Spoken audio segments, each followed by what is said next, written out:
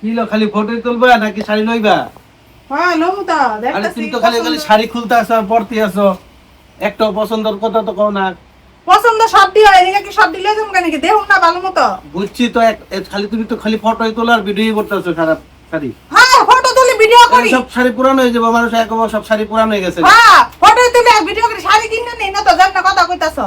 কিনো তো একটা, দেখতেছো তো 50টা, এরকম ব্যাপারে না। তো 50টা দেখে তো মানে একটা কিনে নাকি একটাই যেটা দাই বাইটা লাগে মুকা ঘরে। আরে মানুষ দুইটা তিনটা দেখো, যেটা পছন্দ হইব এটাই দেখো। তুমি না পছন্দ করলে দেখো, খালি ভিডিও করে আর ফটো তোলো। সব টাইম নিমু তো না তো ভিডিও করতেছো কেন নিমু তো।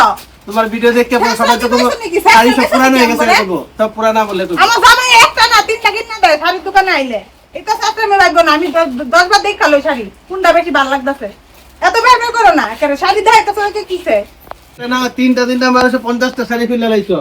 তো কিসে 50টা শাড়ি তো খুলতে? এরকম কাস্টমার তো সারাদিন আমরা একটা কাস্টমারে ব্যস্ত রুম না। তো তুমি কি ডান্স করো ভিডিও করো কিছু কাম আছে? তুমি শাড়ি বাস করতে থাও কি আছে একেবারে? তাহলে তুমি ভিডিও করবে, আমরা খালি শাড়ি দেখাবো? হ্যাঁ এটা কিরকম হইব? তাহলে আমাকে ভিডিও করলে কি পয়সা দিবা? আমরা শাড়ি বেচলে পয়সা পাবো?